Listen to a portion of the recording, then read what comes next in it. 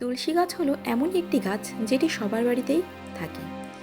কম বেশি থাকে এ কথাটি বলবো না, প্রত্যেকের বাড়িতেই তুলসী গাছ থাকে।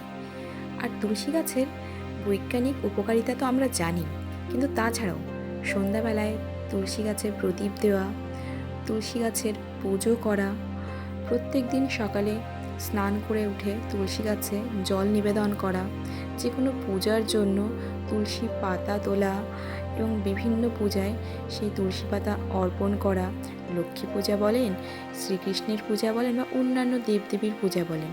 আর তাছাড়া প্রসাদে তুলসী পাতা নিবেদন করা, তুলসী পাতা নিবেদন না করলে নাকি প্রসাদটা প্রসাদই হয় না, এরকম।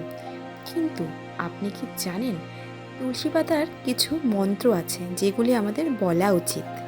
নমস্কার, আমার চ্যানেলে আপনাদের আবারও স্বাগত।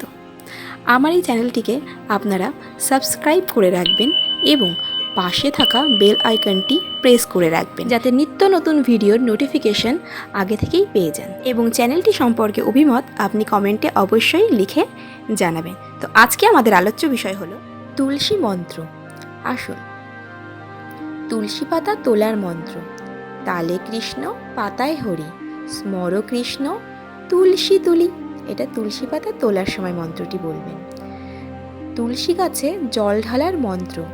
তুলসী তুলসী নারায়ণ, তুমি তুলসী বৃন্দাবন, তোমার মাথায় ঢালি জল, অন্তিমে দিও চরণ স্থল। এই মন্ত্রটি বলে প্রত্যেকদিন সকালে স্নান করে তুলসী গাছে জল নিবেদন করবেন। তুলসী প্রণাম মন্ত্র। তুলসী তুলসী মাধবীলতা, কহ তুলসী কৃষ্ণ কথা, কৃষ্ণ কথা শুনি কানে, শত প্রণাম তোমার চরণে। এটা তুলসী গাছে প্রণাম করার সময় এই মন্ত্রটি অবশ্যই বলবেন। তুলসী তলায় সন্ধ্যা প্রদীপ দেওয়ার সময় এই মন্ত্রটি পাঠ করে বাতি দিতে হয়।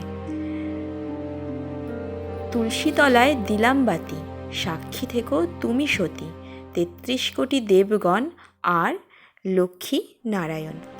তুলসী তলায় যখন প্রদীপ দেবেন সন্ধ্যাবেলায়, তখন এই মন্ত্রটি পাঠ করে তুলসী তলায় প্রদীপ দেবেন। বিশ্বাসে মেলায় বস্তু তর্কে বহুদূর।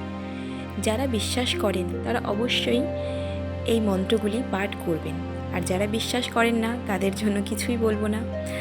আশা করি ভিডিওটি ভালো লেগেছে। ভালো লাগলে অবশ্যই চ্যানেলটি সাবস্ক্রাইব করবেন এবং পাশে থাকা বেল আইকনে প্রেস করে রাখবেন। ধন্যবাদ।